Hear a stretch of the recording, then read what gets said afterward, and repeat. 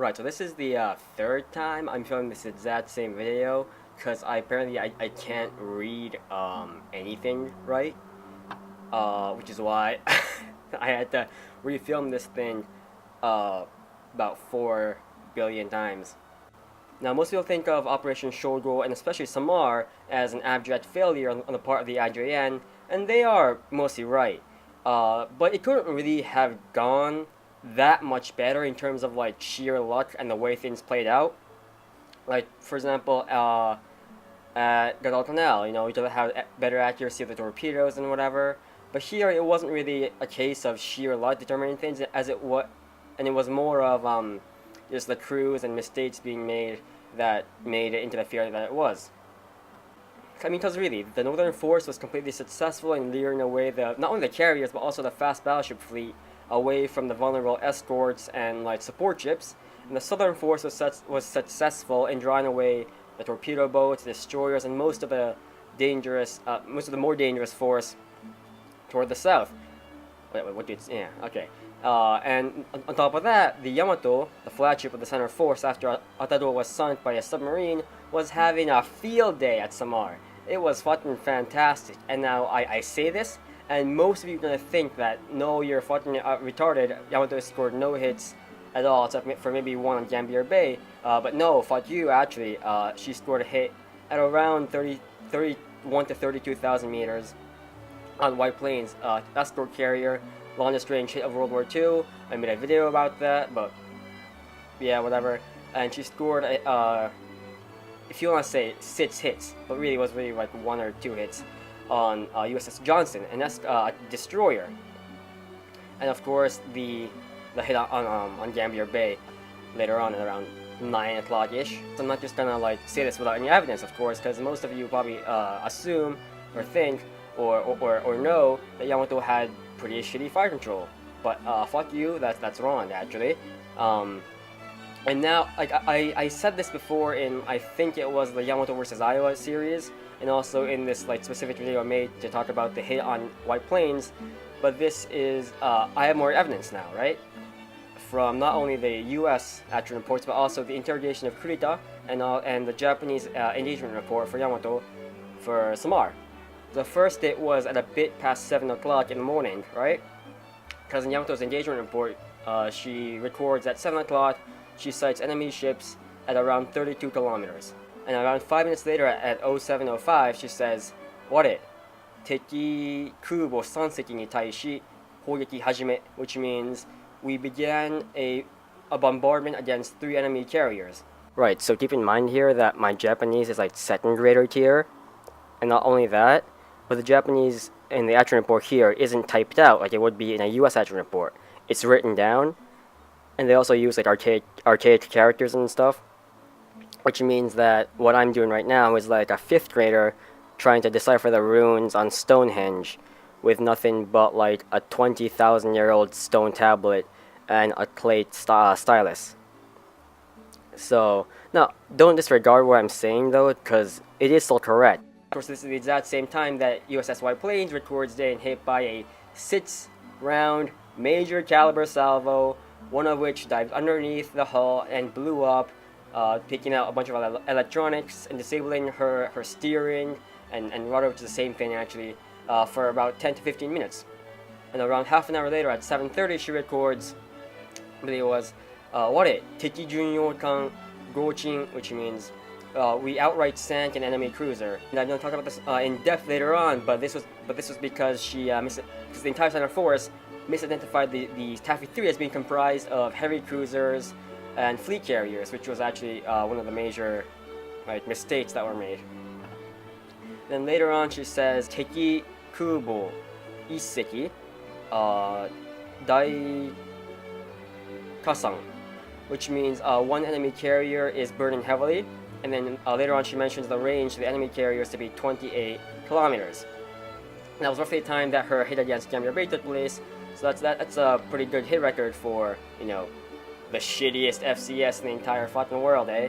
I mean, it wasn't that bad. Now let's talk about the hit on Johnson for a sec, alright? Kongo generally gets the credit for this hit, especially from the site I drew the AARs from, bosamar.com, right? But not only does Kondo not have any activity at 729, except for talking about, I think, something about enemy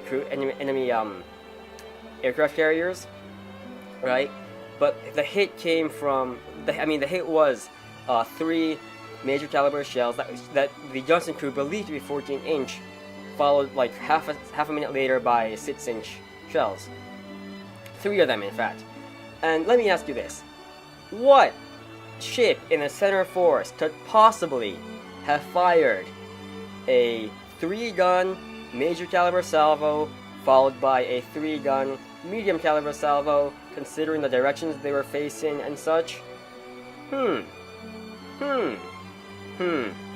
I wonder, could it possibly be the ship with a forward armament of 6 major caliber guns arranged in 2 3-gun turrets and a 3-gun medium caliber I fucked it up, guy. I fucked it up.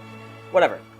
It was Yamato, is what I'm saying, right? Because it's backed up by like the composition of the barrage, Kongo's lack of activity on her action report at that time, and Yamato's claim of sinking outright a cruiser at the exact right time. And of course, this was because Johnston, after she was hit, retreated into a rain squall, and so she wasn't visible to the center force, which is why Yamato assumed her to have been sunk. But of course, let's talk about what turned it into the complete fucking failure and disaster that it was. And I think most people blame Kurita's poor decision making, and that was really a big factor. But I think the biggest factor was the misidentification of the center of Taffy 3's composition. Now, since first contact was made visually at around 35 to 32,000 meters, 35 is the figure given by Kurita at his interrogation, and 32 kilometers is the range given at 7 o'clock by Yamato's engagement report, right? And since you can't really see or like decipher what that tiny fucking speck is at the fucking horizon at that kind of range, it's understandable that they assumed that it was comprised of fleet carriers and heavy cruisers, right? But somehow this belief, perpetuated or whatever, like stayed constant throughout the entire battle. At some point during the battle, a destroyer captain realized that, holy shit, these aren't fleet carriers, they're actually escort carriers. And these aren't heavy cruisers, they're actually destroyers and fucking destroyer escorts. What the hell are we doing? See, because they were a lot less aggressive because they thought they were up against a much heavier armed force. And that's also a reason why the U.S. dry runs against the carriers, against the center force was so effective. Because they thought there were around 3 times more, a 3 times greater number of planes than there actually were. Because the same number of fleet carriers would carry a bunch more planes than the same number of escort carriers. So they thought instead of the planes that were diving toward them being the same planes just cycling over and over again, they thought they were fresh planes with fresh fully loaded bomb bays and whatever. But no, they were actually support planes carrying depth charges and high explosive rounds, high explosive shells, which are great for ground support and anti-submarine warfare. But using them against heavy capital ships, you're gonna have a bad time. And next, of course, was Kurita's pretty shitty decision making. Ordering a general attack was a pretty bad idea. Now, some parts of it wasn't really his fault. For example, they weren't in the right formation to be attacking a surface force, right? Because since day was breaking, if that's actually a phrase, because like daybreak, the sun was coming up, right? They were rearranging the force from a anti-submarine formation to like a ring-shaped anti-aircraft formation with the 4 battleships in the center, and then surrounded by rings of escorts. And this was great it was great for repelling aircraft attack, but it wasn't great for engaging a surface fleet. But of course, ordering the general attack was a pretty piss poor idea, as opposed to organizing his force into actual battle lines and organizing a more tactically sound attack. To be fair, it was his intention to take out the flight decks of what he thought were fleet carriers before they could take off, before aircraft could take off to start fucking wrecking in Arizona in his force. But still, pretty big reason why the Center Force's attack failed. Now this comes down more to just sheer bad luck, but some of the heavy cruisers in the force, and this was the problem that was like chronic with most IJN ships that carry torpedoes, was that even though the 5-inch gunfire from the destroyers and destroyer escorts wasn't enough to cause actual damage to the hull or the armored belt, if and when they struck the torpedoes on the deck in the tubes, right, it would just fucking explode and just fucking and just fucking wreck the heavy cruisers, because when you have a 450 kilogram warhead attached to a giant tank of pure O2, and then a shell hits that and explodes, you're gonna have a bad time and your ship is gonna get Arizonaed pretty badly. And that's what happened to 2 heavy cruisers. They were not out of action, and that was bad because I think they were both Modami class cruisers, which meant that they lost 10 8-inch or 256 millimeter guns, right? That could have been used to chase down and sink the escort carriers. And those 3 factors, especially the misidentification of the enemy force along with the destroyer captain somehow not getting that vital piece of information to Kurita. I mean, come on, it's fucking, hey guys, we're not engaging the actual main fleet, we're engaging some shitty, like, escort and support fleet that would just completely fucking wreck, and then move on to take out the transports and marine beachheads. But no, it doesn't happen, and as a result, Operation Shogo is pretty much a fucking failure. And Kurita goes, oh hey guys, let's preserve our force even though we just sacrificed the entire IJN carrier fleet to give us this opportunity. What I'm gonna do is I'm gonna have us retreat to preserve our force for a next sortie that will never fucking happen because we had no carriers and we just missed this golden opportunity and fucking snatched defeat from the jaws of victory against this tiny ass Taffy 3, and I'm gonna fucking retreat now because I'm retarded and some shit. I don't know, man. Since the Center Force thought they were up against actual capital ships, they were using armor-piercing shells. Now this is bad because, as I talked about before in the Orta video, Japanese armor-piercing shells had really long fuses because they were designed to be able to have a controlled underwater trajectory to be able to work as sort of like torpedoes.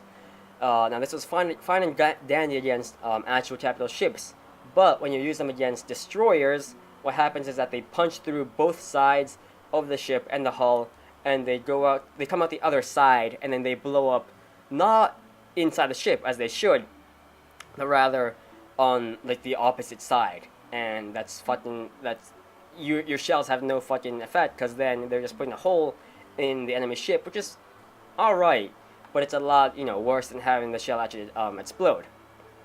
If they had known from the start that they were up against lightly armored destroyers and destroyer escorts, they would have switched to high explosive shells, which, while not as armor piercing as the AP shells, I mean obviously, right, but they have contact fuses, which means that they explode.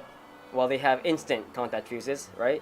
So they explode as soon as they hit the enemy ship, which would have done a lot more to take out the destroyers and destroyer escorts than battleship shells that just go straight through. So what went right? 1. The decoy was completely successful in drawing away not only the carrier fleet, but the fast battleship fleet, right? Number 2, Yamato was having a fucking field day, and I guarantee you, if you asked 100 US historians, right, they'll be more likely to believe that the fucking Matsushima came back from 1895 with her cannon gun, fired 3 rounds from a gun that fires 1 round per hour, and then just fucking vanished, than believe that Yamato was even halfway decent at firing shells accurately. Now that could be because they're not losers who spend hours poring over 70-year-old obscure documents, but they are still fucking retarded. But the things that went wrong kind of outweighed what went right. There was 1, the misidentification of the enemy composition, which led to 1A, right, the wrong shells, 1B, less aggressive attacking tactics, I guess, right, and 1C, Kurita didn't have enough time, he thought, to organize an actual tactical attack. 2, there was the early retreat, and of course, the pretty piss poor decision making on part of Kurita, because Admiral Toro did not win Tsushima by fucking ordering a general attack on the Russian battle line. No, he had an organized battle force, crossing the Russian key like 20 billion times, and that's how he won. He didn't win by, having a disorganized, just all-out brawl in the Tsushima Strait. And 3, the heavy cruisers were pretty unlucky to have their torpedoes hit just at the wrong time, at the wrong place, and that took out a chunk of the IJN firepower. But yeah, that's what I think went wrong at Samar. I probably missed like 20 gorillion things, so you can tell me and I'll like amend it. Or yeah, I'll amend it next time I make a video. Also, I got a haircut. I don't know if you noticed or not. But yeah, thanks for watching. Until next time, I'll see you guys later. Bye.